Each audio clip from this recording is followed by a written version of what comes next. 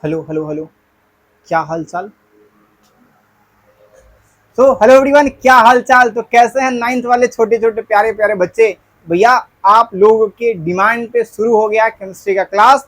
तो कैसे हैं आप सभी, उम्मीद करता हूँ बढ़िया होंगे और आपकी पढ़ाई लिखाई इस गर्मी के अवकाश में बढ़िया चल रहा होगा। ठीक है, तो अब क्या होने वाला, तो आपके रोहित भैया आ गए हैं आपके केमिस्ट्री का लेक्चर से लेकर। ठीक है, तो आपका जो केमिस्ट्री रसायन शास्त्र शुरू हो गया है आज से, तो मजा कीजिए, पढ़ते रहिए। कहीं भी डाउट हो तो आपके सभी समस्याओं को सुनने के लिए, आपसे बात करने के लिए हम उपलब्ध रहेंगे। ठीक है भाई, तो बताइए कैसे हैं आप लोग, है ना। आज के क्लास से शुरू करने वाले हम लोग केमिस्ट्री यानी रसायन शास्त्र का चैप्टर नंबर 1। तो चैप्टर नंबर 1 है क्या भाई, सुनो। तो चैप्टर नंबर 1 है हमारा हमारे आसपास के पदार्थ की। भैया हमारे आसपास जो जो पदार्थ दिख रही है वे उसी के बारे में हमको अध्ययन करना है। ठीक है, तो क्या क्लास को शुरू किया जाए, तो चलिए क्लास को शुरू करते हैं। ठीक है, चलो देखो, सबसे पहले अगर चैप्टर के बारे में बात करें, चैप्टर में पढ़ने वाले क्या हम लोग, तो देखिए चैप्टर में सबसे पहले हम पढ़ेंगे पदार्थ के बारे में कि भैया जो हमारे आसपास जो भी चीज दिख रहा है क्या सभी पदार्थ है, तो हाँ सभी पदार्थ है। ठीक है, सजीव नहीं निर्जीव, सभी निर्जीव वस्तु जो हमारे आसपास दिख रही है सभी क्या है, पदार्थ है। उसकी क्या परिभाषाएं होती है सब समझेंगे, लेकिन सबसे पहले एक बार हम लेक्चर फ्लो समझ लेते हैं कि पूरे चैप्टर में क्या क्या पढ़ने वाले हैं, तब जाके क्लास को शुरू करेंगे। ठीक है, तो देखो सबसे पहले बात कि हम पढ़ने वाले पदार्थ के बारे में, किसके बारे में, पदार्थ है क्या, परिभाषा, डिफिनीशन, सारा चीज ए टू जेड।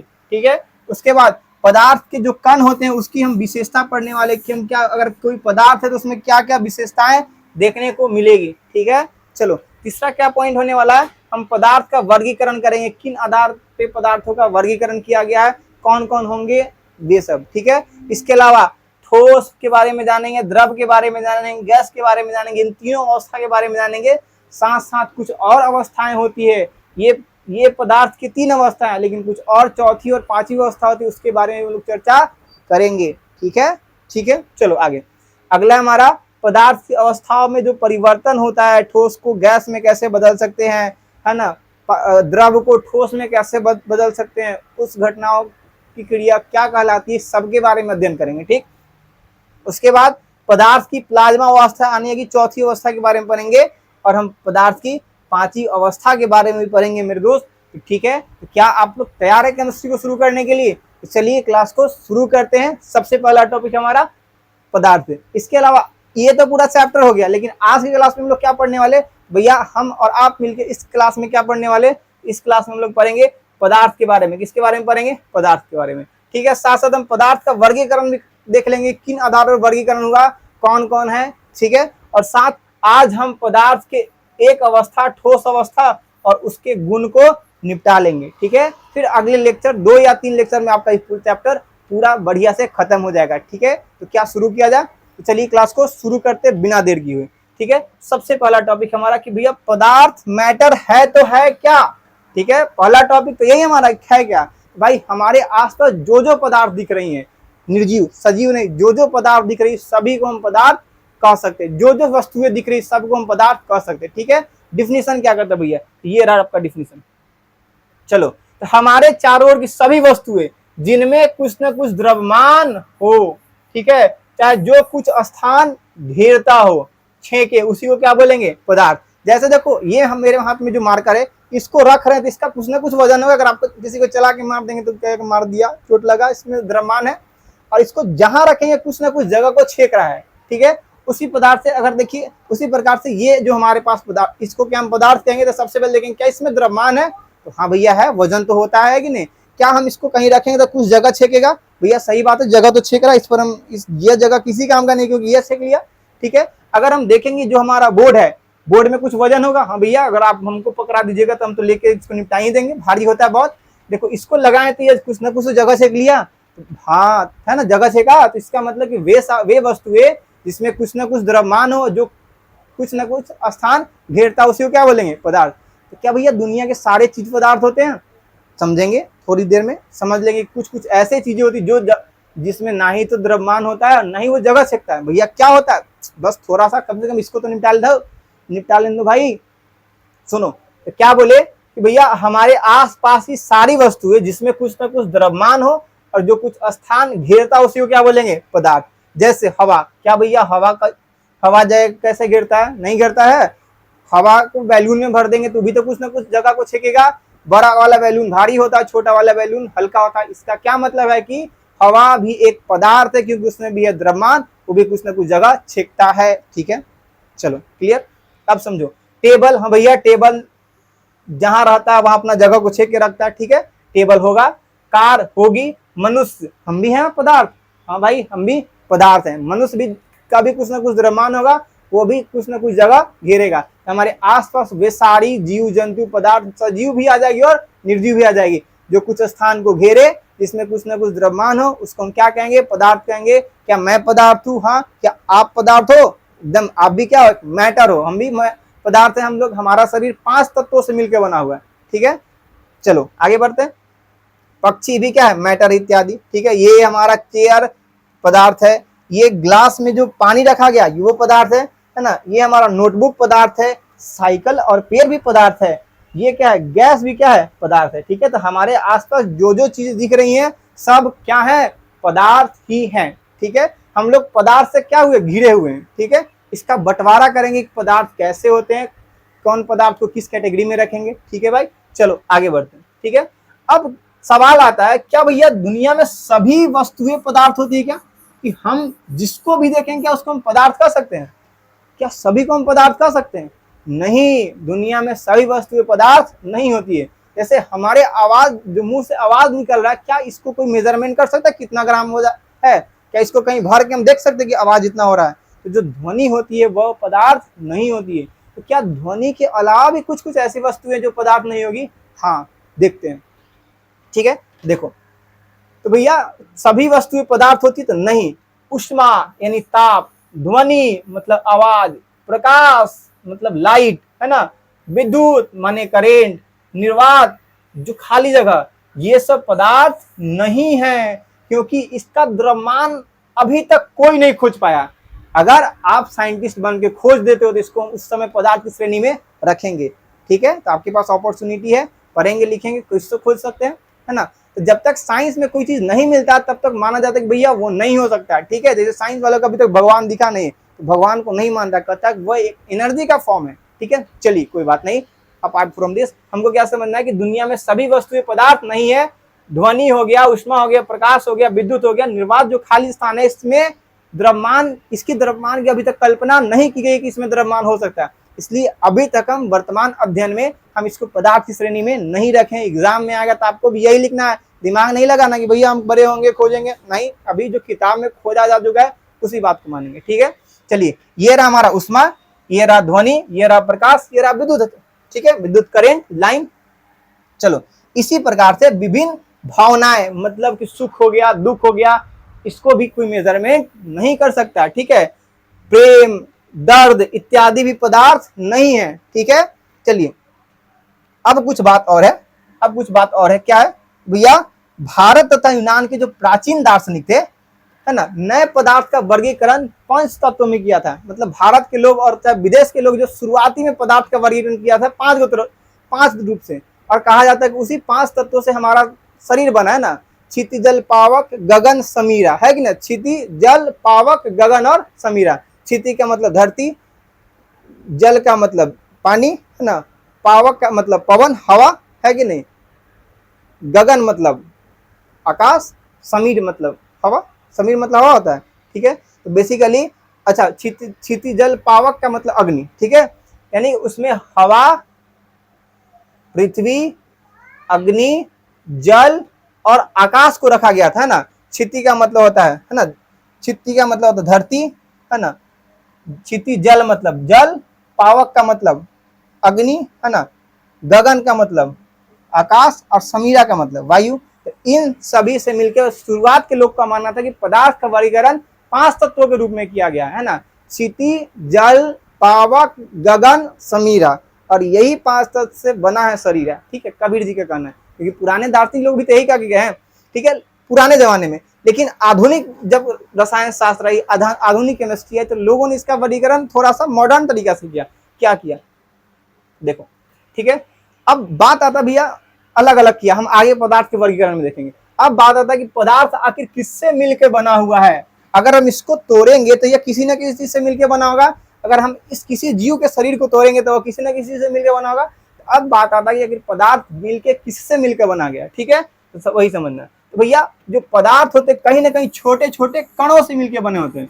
मतलब पदार्थ को अगर तोड़ेंगे, इसको भी तोड़ेंगे तो छोटा छोटा कण निकलेगा। क्या निकलेगा? छोटा छोटा कण निकलेगा। तो पदार्थ किससे मिलकर बने हुए? तो पदार्थ ये छोटे छोटे कणों से मिलकर बने हुए। हमारा शरीर भी छोटे छोटे कोशिकाओं से मिलकर बना हुआ है कि नहीं? तो ध्यान रखना कि पदार्थ किससे मिलकर बने हुए? छोटे छोटे कणों से, ठीक है।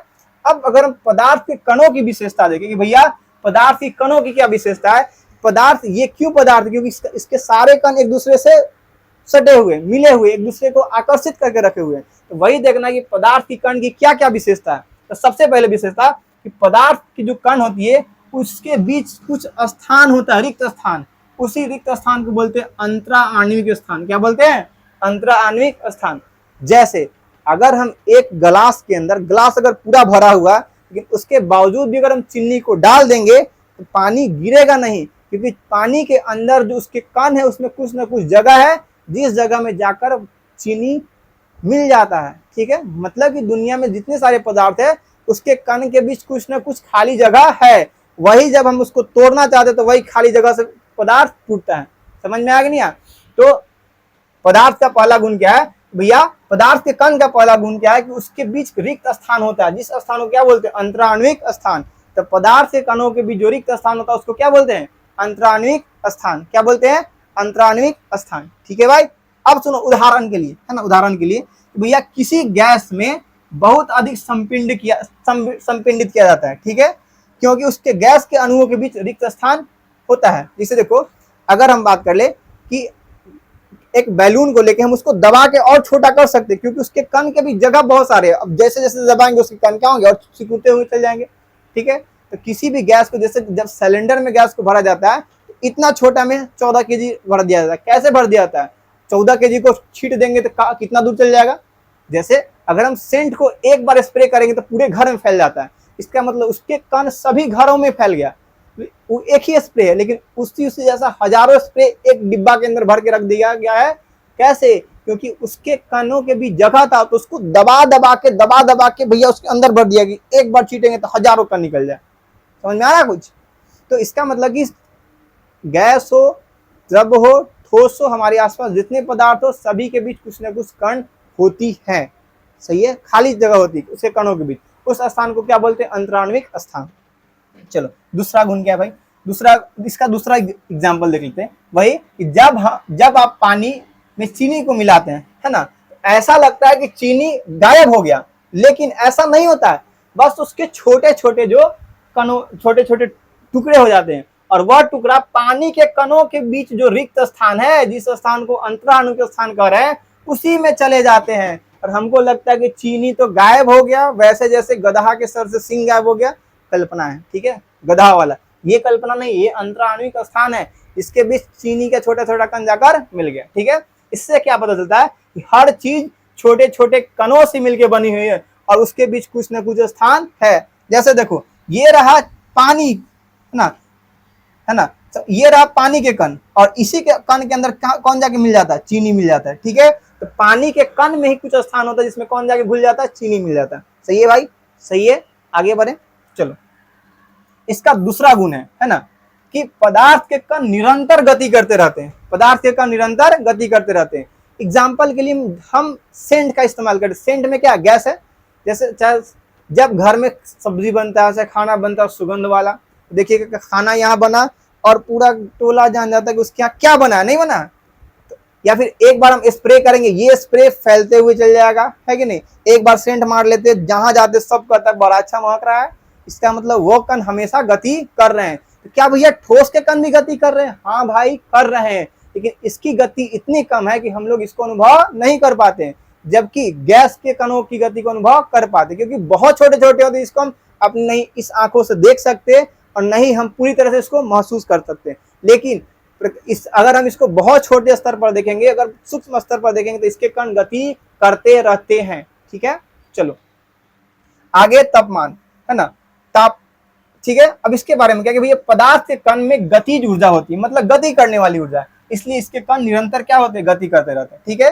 तापमान बढ़ने के साथ इसकी गतिज ऊर्जा क्या होती है? बढ़ जाती है ना। तापमान बढ़ने के साथ इसकी गतिज ऊर्जा बढ़ जाती है, ठीक है। गतिज ऊर्जा की मदद से की मात्रा पदार्थ में विभिन्न अवस्थाओं में अलग अलग होती है। जैसे ठोस के अंदर जो कणों की गतिज ऊर्जा कम होगी, गैस द्रव के अंदर थोड़ी सी ज्यादा होगी, गैस के अंदर और ज्यादा होगी। तो सभी के अंदर जो कण होती है उसकी गतिज ऊर्जा अलग अलग होती है। ठीक है, आगे समझो। ठीक है, आगे समझना। उदाहरण के लिए, अगर आप अगरबत्ती को कमरे के एक कोना में जलाइएगा तो उसकी खुशबू थोड़ी देर में पूरे कमरे में फैल जाएगी। कैमरे में नहीं, कमरे में फैल जाएगी। ठीक है, यह इसलिए होता है क्योंकि अगरबत्ती से निकलने वाली जो सुगंध है उसके कण हवा में निरंतर गति करते रहते हैं और वो चारों ओर फैल जाता है। ठीक है, यह उदाहरण दर्शाता है कि कुछ पदार्थ के कण हमेशा गति करते रहते हैं। अगर कोई पूछेगा बताइए ठोस द्रव गैस में सबसे ज्यादा कण किससे गति करते थे, भैया गैस के, उससे कम द्रव के, सबसे कम ठोस के। इसलिए ठोस की कणों की गति अनुभव हमको नहीं होती। ठीक है, चलो आगे बढ़ते हैं। तीसरा जो गुण है भैया, पदार्थ के कण जो होते हैं एक दूसरे को आकर्षित करते रहते हैं। पदार्थ ये क्यों बना हुआ, क्योंकि इसके कण एक दूसरे को पकड़ के रखा है, भाई तुमको छोड़ेंगे नहीं, जब तक है जान हम तुम्हारे साथ रहेंगे। ठीक है, तो पदार्थ के कण एक दूसरे को आकर्षित करते हैं। पदार्थ के कणों के बीच जो स्थान था उसको अंतरा आणविक स्थान बोले थे, और जो आकर्षण करता है उस गुण को बोलेंगे अंतरा आणविक आकर्षण बल। जिस शक्ति से आकर्षण करेगा, जिस बल से आकर्षण करता है पदार्थ के कण एक दूसरे को, उसको क्या बोलते हैं, अंतरान्विक आकर्षण बल। ठीक है, चलो, पदार्थ के कणों के बीच लगने वाला जो आकर्षण बल होता है उन कणों को एक दूसरे से के साथ बनाए रखता है। यही जो कण है, इस मार्कर को मार्कर बना के रखा है, इस मोबाइल को मोबाइल बना के रखा है, लेकिन इस पर बहुत ज्यादा बल लगाएंगे तो इसकी अंतराणविक बल कम हो जाएगी और ये बेचारा टूट सकता है। ठीक है, तो अंतराणविक बल पदार्थ की वास्तविक स्थिति को बनाए रखता है। ठीक है, अगर उस बल से अधिक बल उस पर लगा दी जाए तो वो अंतराणविक बल टूट जाएगी। ठीक है, चलो अब देखेंगे कि जो बल होते हैं पदार्थ के विभिन्न अवस्थाओं में अलग अलग होती है। कि सबसे ज्यादा होती है ठोस में, इसलिए ठोस को तोड़ना थोड़ा सा मुश्किल होता है। पानी को बिखार देना आसान होता है, गैस तो ऐसे ही बहते रहता है। ठीक है, तो सबसे अधिक अंतराणविक बल किसमें, अंतराणविक आकर्षण बल किसमें होगा, ठोस में। उससे कम द्रव में, भैया सबसे कम गैस में। ठीक है, चलो आगे। उदाहरण के लिए कि लोहे को जब तोड़ते हैं तो बहुत मुश्किल होता है, क्योंकि उसके कणों के बीच आकर्षण बल बहुत मजबूत है। ठीक है, और चौक बहुत आसानी से टूट जाती है क्योंकि उसके कणों के बीच जो आकर्षण बल है कमजोर है। समझ में आ रहा है, यह दिखाता है कि अलग अलग पदार्थ में कणों के बीच आकर्षण बल भी अलग अलग होते हैं। क्लियर, चलो ठीक है। देखो ये लोहा का कील, दांत से तोड़ के दिखाओ, हाथ से तोड़ के दिखाओ, नहीं टूटेगा, क्योंकि इसके जो कण होंगे उसके बीच आकर्षण बल बहुत अधिक लगता है। जबकि चौक के साथ ऐसा नहीं होता, चौक के कण एक दूसरे से कमजोर बल से जुड़े होते हैं, जिस कारण से इसके बीच जो आकर्षण बल होता है कम लगता है, जो आसानी से टूट जाता है, जो आसानी से क्या होता है, टूट जाता है। सही है, आगे बढ़ू। चलो अब समझना है कि भैया पुराने जमाने में न क्षितिजल पावक गगन समीरा 5 तत्व से बना शरीरा वाला कहानी था। पुराने जमाने में जो दार्शनिक लोग हुआ करते थे राजा महाराजाओं के समय में, हमारे आधुनिक वैज्ञानिक लोग क्या किए हैं, तो भैया आधुनिक विज्ञान के आधार पर पदार्थ कण का वर्गीकरण अलग तरह से किया गया। क्या किया गया, देखो क्या किया गया। चलो, तो आधुनिक विज्ञान के आधार पर पदार्थ को 2 आधार पर बांटा गया। क्या आधार पर, 2 आधार पर। ठीक है, पहला भौतिक गुण के आधार पर, भौतिक का मतलब बाहर से क्या है उसके आधार पर। ठीक है, दूसरा रासायनिक गुण के आधार पर, है ना। एक भौतिक गुण के आधार पर, दूसरा कौन सा गुण है, रासायनिक गुण। भौतिक गुण का मतलब बनावट वाला गुण, जैसे ये ठोस है ना, पानी द्रव है, हवा गैस है। ठीक है, तो बाहरी हो गया। अब इसके अंदर कौन कौन सी प्रॉपर्टी है, अंदर वाले गुण को बोलते हैं रासायनिक गुण, बाहर वाले गुण को क्या बोलेंगे, भौतिक गुण। क्या बोलेंगे, भौतिक गुण। ठीक है, तो आधुनिक विज्ञान के आधार पर पदार्थ को कितने वर्गों में बांटा गया, 2।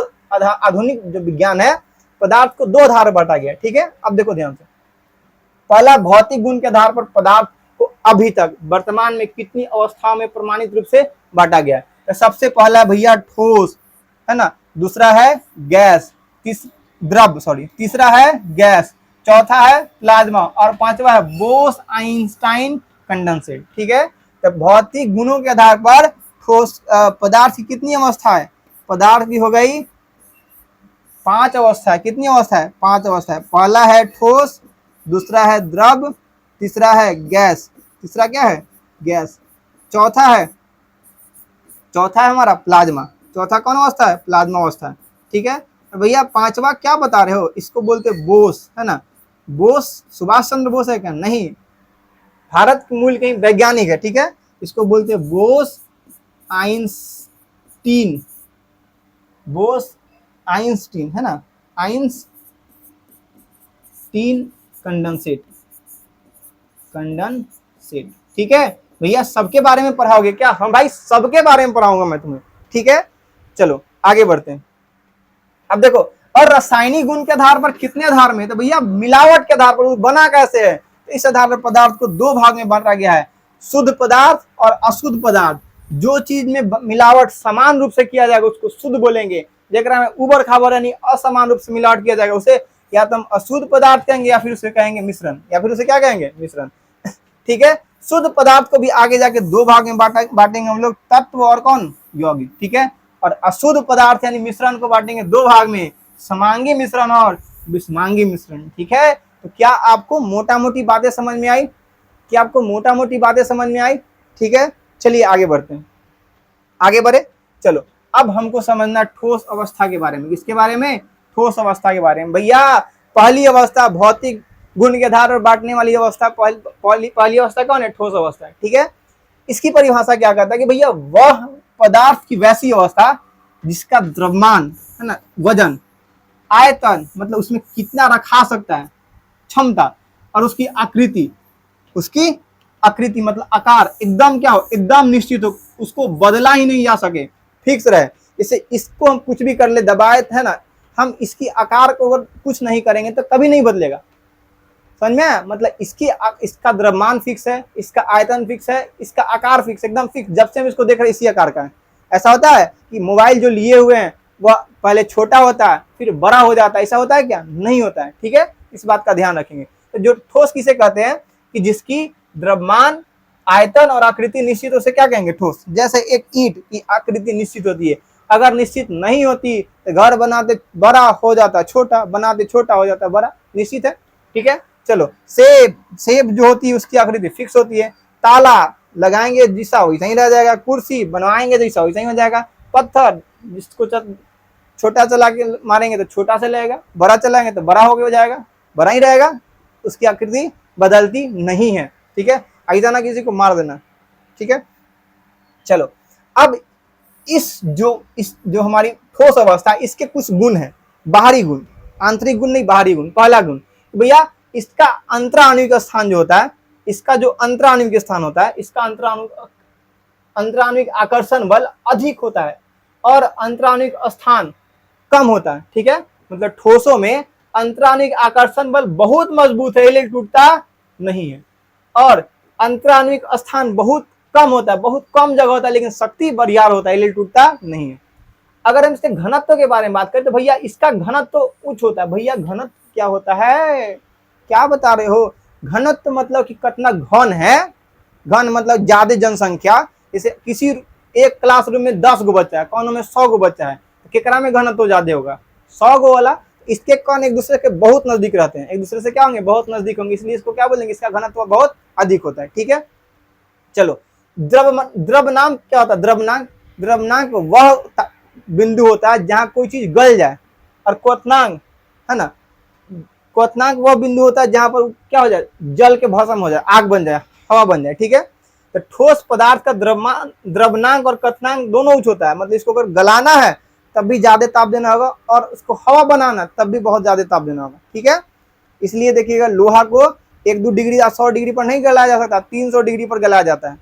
ठीक है, यह दृढ़ और कठोर होता है। मतलब ठोस पदार्थ मजबूत होगा क्योंकि इसका अंतराणुविक आकर्षण बल अधिक होता है, जिस कारण से ये क्या होंगे? कठोर। क्या होंगे? कठोर। जैसे एक पानी से चला के किसी को मारिए, एक लोटा पानी, लोटा तो नहीं, अरे लोटा चला के मार दीजिए, लोटा क्या? ठोस। लोटा कठोर होता है तो जहां लगेगा वहां कठोर कर देगा। पानी अच्छा लगता है आदमी को, फेंको, पानी है ना फेंक रहा है, अब वो लोटा फेंक दिया जाए तो, ठोस वस्तु फेंक दिया जाए तो दिक्कत होगी, क्योंकि ठोस वस्तुएं कठोर होती है। ठीक है, संपिंडता का मतलब जिसको दबाया जा सके उसको संपिंड। जिसको इसको दबा रहे तो दब रहा है नहीं, है ना। किसी ब्रेंच कुर्सी को दबाएंगे तो दबेगा नहीं दबेगा। जिसको दबाया जा सकता है इसका मतलब उसकी संपिंडता कम है, नहीं दबाया जा सकता मतलब वो अधिक संपिंड, है ना। मतलब जिसको दबा सकते इसका मतलब संपिंड हो सकता है, नहीं दब सकता मतलब उसमें संपिंडता नहीं है। ठीक है, ठोस पदार्थ असंपिंड होता है, इसको मतलब इसको दबाया नहीं जा सकता है। अर्थात ठोस पदार्थ पर दाब बढ़ाएंगे घटाएंगे कतनों हम प्रेशर लगा देंगे, इसकी आकृति और आयतन कभी नहीं बदलेगी। ठीक है, चलो आगे बढ़े। चलो अब बहाव के बारे में बात करें। भैया क्या बहता है ठोस, तो ठोस कैसा फेंक दो, कभी बहेगा पानी की तरह? नहीं बहेगा। तो ठोस पदार्थ में बहाव की प्रवृत्ति नहीं होती, नहीं बहेगा, है ना, ढुंगाड़ सकता, बहेगा नहीं। अगला प्रसार तथा संकुचन। प्रसार का मतलब क्या, फैल सकता है ना। तो भैया ठोस जो होता है गर्म अथवा ठंडा करने पर इसका प्रसार और संकुचन बहुत कम होता है, मतलब गर्म कर देंगे ठंडा करेंगे न के बराबर होगा, समझ में आया। लेकिन द्रव को गर्म करेंगे तो कम हो जाएगा, खत्म हो जाएगा, है कि नहीं। पानी को गर्म कर देते खोलाते तो नहीं कम हो जाता, दूध को खोलाते तो जड़ के कम हो जाता, हवा बन जाता है। अगला ऊर्ध्वपातन, वह प्रक्रिया जिसमें कोई ठोस पदार्थ को जब गर्म करेंगे तो बिना द्रव बने हुए सीधे वाष्प में बदल जाए, मतलब खत्म हो जाए। जैसे कपूर को जब जलाइएगा तो ठोस रहता है, लेकिन खत्म हो गया कहाँ जल जाएगा पता नहीं। तो कपूर का जलना कौन सी प्रक्रिया को दर्शाता है? ऊर्ध्वपातन को। किसको दर्शाता है? ऊर्ध्वपातन को। ठीक है, चलिए ऊर्ध्वपातन के फलस्वरूप प्राप्त जो ठोस होता है उस पदार्थ को बोलते हैं ऊर्ध्वपात। क्या कहते हैं? ऊर्ध्वपात। ठीक है, अगला विसरण। क्या यह विसरित हो सकती है? तो ठोस पदार्थ में विसरण नहीं होता, यह फैलेगी नहीं। ठीक है भाई, चलो बात है समझ में। तो ये थे ठोस पदार्थ और उसके भौतिक गुण। ठीक है, उम्मीद करता हूं कि आपको मजा आया होगा, आपको बातें समझ में आई होगी। आपको कमेंट करके बताना है कि आपको मेरा प्रयास कैसा लगा। ठीक है, उम्मीद करता हूं कि आपको ठोस पदार्थ के बारे में जानकारी मिल गई होगी, पदार्थ का वर्गीकरण के बारे में समझ में आया होगा। ठीक है, तो फटाफट इस वीडियो, अगर आपको यह वीडियो पसंद आया तो इसको लाइक करेंगे, है ना।